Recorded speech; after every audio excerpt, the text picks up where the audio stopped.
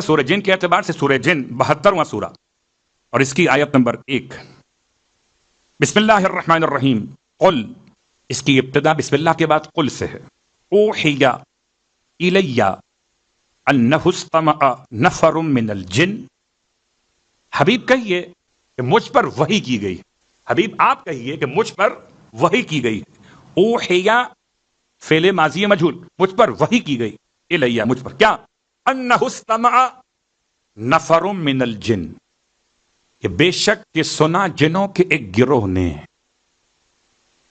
پیغمبر یہ نہیں فرماتے کہ میں کہہ رہا ہوں کہ جنوں کے گروہ نے مجھ سے قرآن سنا. پیغمبر یہ نہیں فرماتے کہ میں کہہ رہا ہوں. آپ فرماتے مجھ پر وحی کی گئی ہے کہ جنوں کے ایک گروہ نے سنا. انہ استمع نفر من الجن. یہ لفظ استمع، استمع کے معنی کیا ہے؟ ایک ہے سمع. اگر قرآن میں یہ ہوتا کہ سمع سنا تو یہ بات اور ہوتی. مثال آپ کی خدمت میں، کبھی کبھی ایسا ہو جاتا ہے کہ آپ سنی انسنی کر دیتے ہیں. سنتے تو ہیں مگر سنتے نہیں ہیں.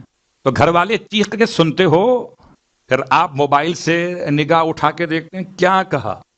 بیگم نے آپ سے کہا سنتے ہو جی، اور آپ نے کہا جی کیا کہا. یعنی جو سنا تھا وہ انسنی ہو گئی. کون خرچہ اٹھائے سلوات پڑے محمد والے. اس کو گھر کے ماحول کے علاوہ بھائی باہر کے ماحول. جب کبھی ہم پاکستان کے مسائل میں بات کیا کرتے تھے، جناب بڑی مجبوری ہے، پبلک ٹرانسپورٹ میں گانے چل رہے ہوتے اور کوئی عام بیچارہ مومن اگر اپنی سواری نہ رکھتا ہو اور پبلک ٹرانسپورٹ یوز کر رہا ہو تو وہ اپنے کانوں کو گانوں سے کیسے بچائے؟ اپنے کانوں کو گانوں سے کیسے بچائے؟ تو ہو سکتا ہے آج کے دور میں آپ کے پاس کوئی علاج موجود ہو، مگر جس دور کی میں بات کر رہا ہوں اس دور میں علاج نہیں تھا کہ بیٹھے ہیں تو لا محالہ کتنا بھی آپ کان بند کر لیں، کہیں نہ کہیں سے آواز تو کان میں داخل ہو جاتی ہے. یہ ہے سننا. جب تک یہ ہے تب تک گناہ نہیں ہے. ہاں، اس کا اگر اثر دماغ پہ ہونے لگے، یوں سمجھیے غور سے سننے لگیں، پھر آپ کو الفاظ کے پیچھے الفاظ کے معانی آپ کے میرے ذہن کو کہیں اور موڑنے لگے، پھر آپ کو سمجھ میں آئے کہ یہ میوزک کی دھن کیسی ہے، ہاتھ کیسے ہونا چاہیے. اتنے اشارے کافی ہیں. یہ کیفیت کیا ہے؟ استماع. یہ کیفیت استماع. استماع نہیں ہے، یہ استماع ہے. یعنی ایک عام سننا اور ایک غور سے سننا. پر روایت امام جعفر صادق علیہ الصلوۃ والسلام، امام کی خدمت میں پہنچ گیا امام کا ماننے والا، اور امام سے کہتا ہے، مولا سے کہتا ہے مولا میرے پڑوس میں کچھ گانے والے رہتے ہیں، گانے والیاں. اس زمانے میں گانے والیاں بہت مشہور تھیں. میں خود سے نہ تو اہتمام کرتا اور نہ اپنے گھر میں لہو و لعب کی محفل سجاتا. میرے جو ٹوائلٹس بنے ہوئے ہیں گھر کے بالکل کونے میں بنے ہوئے اور اس گھر کی دیوار سے ملے ہوئے.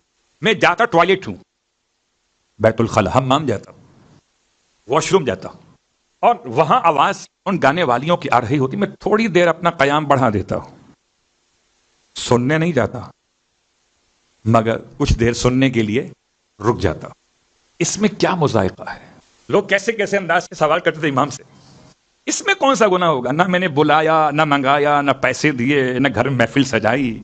میں تو اپنے قضائے حاجت کے لیے گیا تھا، وہاں آواز آئی تو کچھ دیر کے لیے اور قیام بڑھا دیا.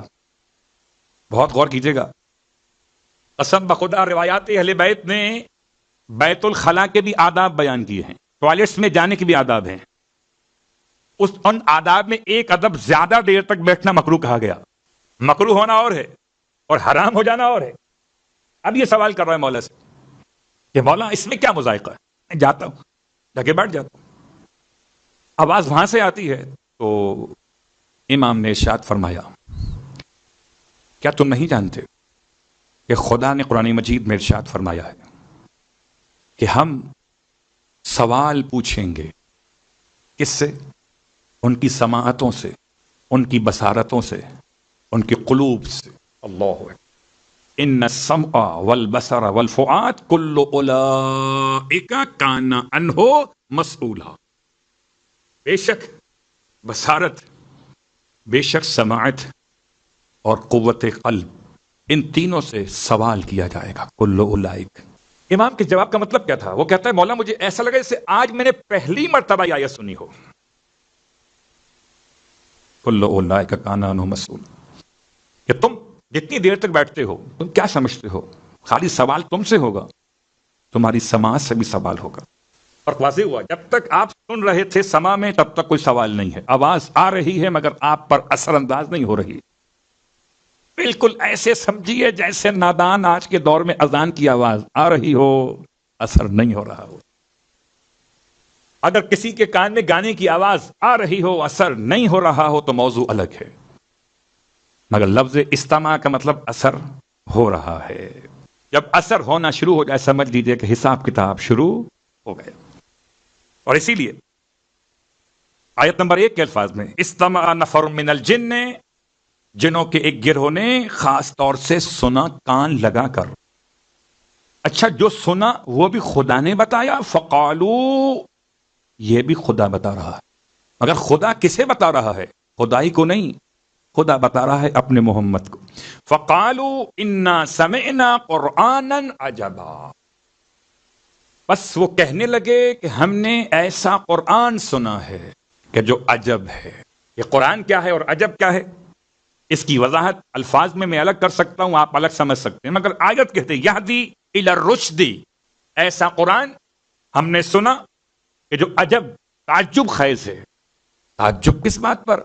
کہ اس کے الفاظ میں ایسا سحر ہے کہ موڑ دے گمراہ کو راہ کی طرف۔ یہدی الی الرشد، ایسا قرآن ہے جو ہدایت کر رہا ہے اس کی طرف، رشد کی طرف، اللہ اکبر، کامیابی کی طرف، کامرانی کی طرف، خدا کی محبت کی طرف، نجات کی طرف اور جنت کی طرف۔